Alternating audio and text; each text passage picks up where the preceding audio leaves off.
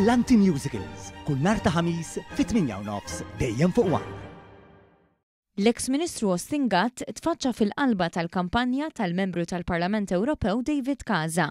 Casa, wieħed mill-ewlenin tal-establishment tal-Partit Nazzjonalista, dejjem idura l-appoġġ minn fost il-fazzjoni li qabel l-2013 mexxiet lil pajjiżna.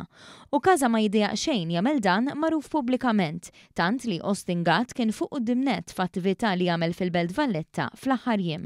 Aktar minn hekk f'din l-attività, Casa insista li għalih l-ewwel jiġu l-valuri tal-Partit Nazzjonalista. Bħal Roberta Mezzola ħafna drabi attakka lil pajjiżna biex iġib l-ewwel l-interess tal-Partit Nazzjonalista.